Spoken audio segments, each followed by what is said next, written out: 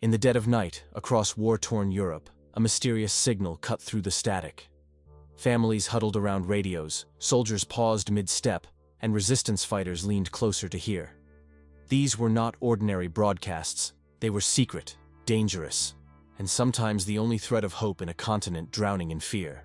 No one knew exactly who spoke behind the crackling microphone or how they managed to evade the relentless pursuit of enemy forces. Yet their words traveled miles, crossing borders and front lines, carrying messages of hope, resistance, and vital information. The Nazis called it subversive. The Allies called it a weapon. And the millions who tuned in simply called it a lifeline. Tonight, we will journey into the hidden world of these lost voices. We will uncover who risked everything to speak in secret, what messages they sent, and how these clandestine transmissions subtly, but profoundly, shaped the course of World War II. From hidden basements in Paris to covert rooms in London, from static-filled nights in Warsaw to the airwaves over Berlin, these broadcasts were more than just voices. They were whispers of defiance, courage, and survival. As the first crackle of static pierces the silence, we ask, what would you risk for a voice that could change everything? This is the story of the lost voices of Ww2, the broadcasts that history almost forgot. By the outbreak of World War II, radio had already become the most powerful tool of communication in the world. Across Europe, governments recognized its potential, not just to inform, but to persuade, manipulate, and control. Every broadcast, every announcement, carried the weight of propaganda, shaping what citizens and soldiers believed about the war, their leaders, and even the enemy. In Nazi-occupied territories, radios were strictly monitored. The German regime sought to control every message, every frequency. Unauthorized broadcasts were illegal, and being caught listening could mean imprisonment, torture, or even execution. Yet, despite the dangers, millions of Europeans secretly tuned in, desperate for information beyond the filtered, controlled narratives of their occupiers. Meanwhile, the Allies understood that the airwaves were a battlefield of their own. Radio stations in London, Moscow, and the United States beamed messages into occupied Europe, sometimes in coded language, sometimes disguised as entertainment, always aiming to reach hearts and minds beyond the front lines. The BBC, for instance, became a lifeline for many, delivering news, instructions for resistance, and most importantly, hope. But not all messages were created equal. While official channels broadcast propaganda, there existed a parallel world of secret transmissions, small, covert, and often anonymous. These were the voices that could not be silenced, carried by makeshift transmitters hidden in basements, attics, and abandoned buildings. They were signals of rebellion, resilience, and information the occupiers could not erase. Understanding this world requires more than maps or battle reports. It demands listening closely to the static, imagining the fear and courage of those who spoke and those who listened. It was a silent war, fought in frequencies and code, where every word could inspire a movement or cost a life. By the mid-war years, these secret broadcasts had become a crucial lifeline. Soldiers and civilians alike depended on them for news, instructions, and even moral support. The radio was not just a machine, it was a bridge between hope and despair, between the oppressed and those who dared to resist. And it is within this hidden realm of airwaves, shadowed by danger and secrecy, that the story of the lost voices begins. The origin of these secret broadcasts was born out of necessity and courage. As Nazi forces expanded across Europe, censorship tightened its grip. Newspapers were controlled, telegraphs monitored, and ordinary conversations could be dangerous if overheard. In this environment, the airwaves became the last frontier of freedom. Exiles, resistors, and ordinary citizens who refused to remain silent took matters into their own hands. In hidden rooms, basements, and abandoned warehouses, they built makeshift radio transmitters. Some scavenged parts from broken machines, others relied on ingenuity passed down from engineers or hobbyists. Every transmission was a gamble.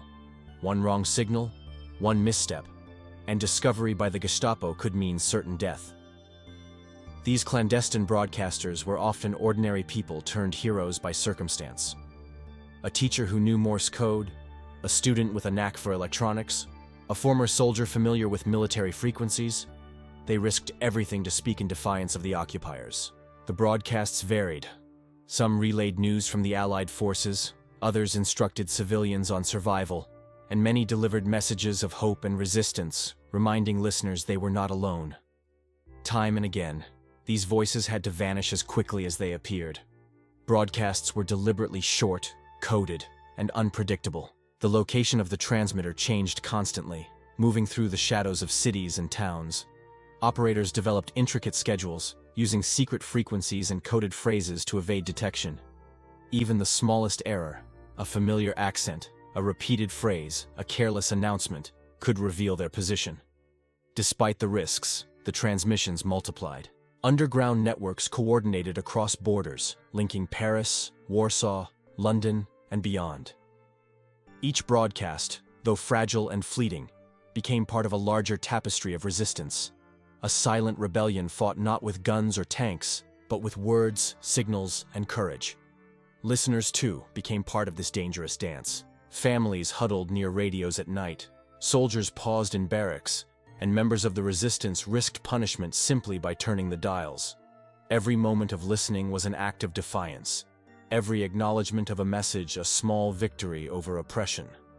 It was in this perilous environment that the lost voices emerged. Not celebrated, not recorded in history books, but vital to the flow of information, the morale of occupied nations, and the invisible war waged over the airwaves.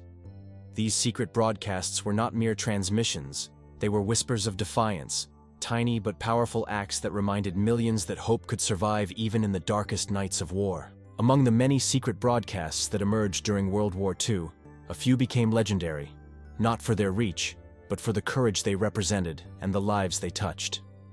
In Paris, a hidden basement became the hub of one of the most famous clandestine networks. A group of exiled French journalists risked arrest daily, transmitting news from London and instructions to the local resistance. Every message they sent was a lifeline. Warnings of raids, updates on Allied movements, and coded instructions that allowed resistance cells to act with precision.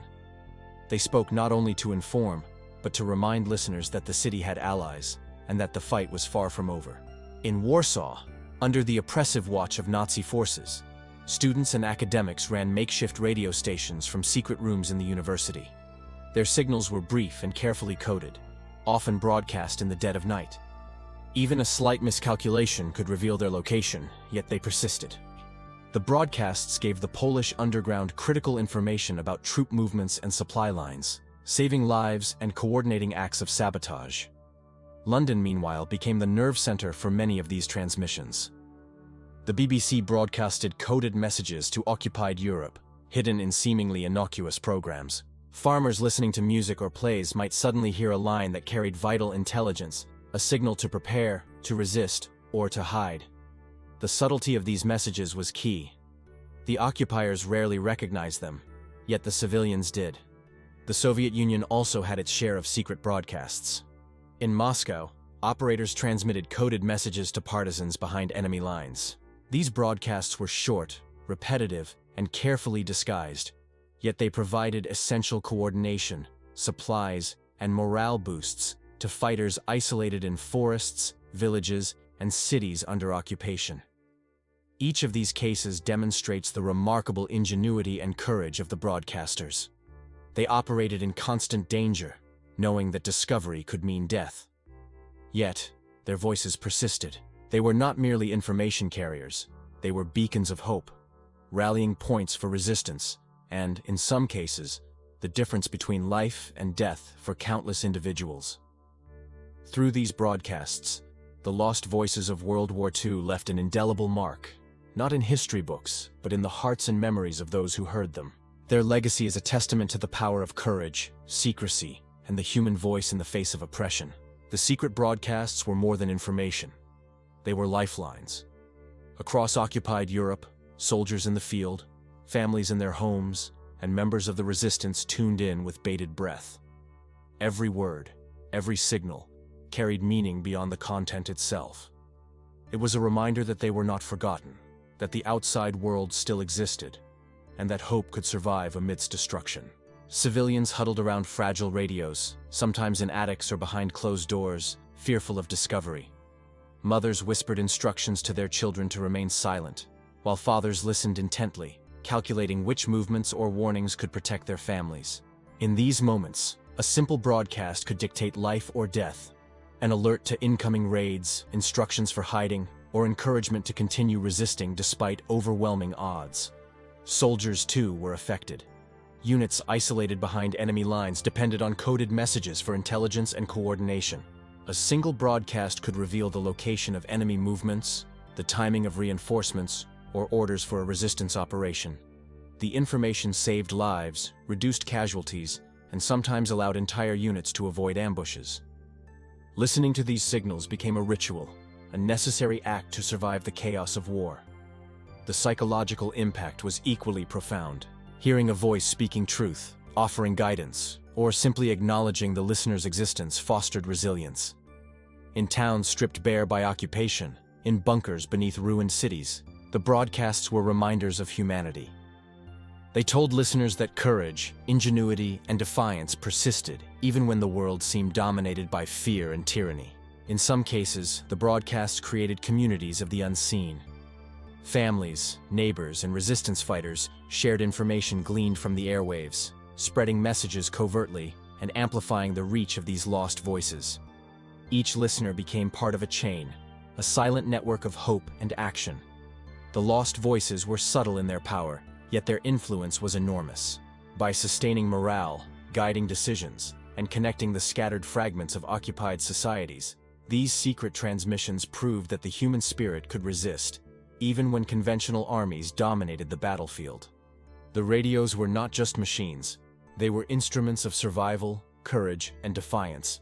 For many, a crackling signal through the night became a lifeline, a reminder that even in the darkest hours of World War II, whispers of hope could travel across borders, reaching ears willing to listen and hearts willing to act. Operating a secret radio broadcast during World War II was an exercise in ingenuity, courage, and constant vigilance. These transmissions were not simple tasks. They required careful planning, technical knowledge, and an acute awareness of danger. A single misstep could expose the operator, revealing their location to enemy forces and sealing their fate. Transmitters were often cobbled together from scavenged parts, broken radios, car batteries, and improvised antennas.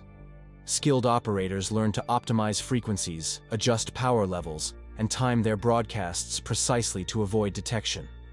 Some used rotating schedules, moving their equipment from one hidden location to another every few nights. Basements, attics, abandoned buildings, and even moving vehicles became temporary stations. Coding and encryption were essential. Messages often contained seemingly ordinary phrases with hidden meanings, understood only by those who knew the key. The risk of interception meant that broadcasters had to assume that every word could be monitored. Even subtle details, voice inflections, repeated phrases, or the rhythm of the broadcast, could betray a transmitter's identity. The danger was omnipresent. Gestapo patrols and Nazi radio detection vans prowled cities, scanning for irregular signals. Operators had to cease broadcasting immediately if they suspected detection. Some stations were discovered despite precautions, leading to arrests, executions, or deportations. The stakes were life and death, yet the broadcasts continued, fueled by determination and a sense of purpose. Coordination was another challenge. Networks of broadcasters had to communicate with resistance cells, intelligence agencies, and other operators across borders. Timing, secrecy, and precision were paramount. One missed signal could ruin an operation or put civilians at risk. Despite these obstacles, the secret broadcasters persevered. Their innovations, portable transmitters, encrypted codes, and mobile setups, allowed them to outwit enemy surveillance repeatedly. They became masters of stealth and technology, operating in shadows while the war raged openly around them. The technical brilliance of these operations was matched by their courage. Every broadcast was a calculated risk, a defiance against censorship and oppression. In the quiet moments between transmissions, operators knew the value of each message, not just for information, but for the hope and connection it carried across occupied Europe. It was this blend of ingenuity, bravery, and relentless determination that allowed the lost voices to survive and influence the course of World War II, even when the world outside seemed oblivious to their efforts. The broadcasts were not just whispers in the night. They carried tangible consequences that rippled across Europe. Some messages directly influenced the outcome of operations, guided resistance movements, or protected countless lives from imminent danger. In the forests of Poland, a series of coded transmissions warned partisans of impending Nazi raids. Acting on these signals, resistance fighters were able to evacuate entire villages and disrupt supply lines, saving lives and delaying enemy advances. The broadcasts became a lifeline, allowing coordinated action where conventional communication was impossible. In France, clandestine messages from London informed resistance cells about the timing of Allied operations, such as sabotage against railways and communication hubs.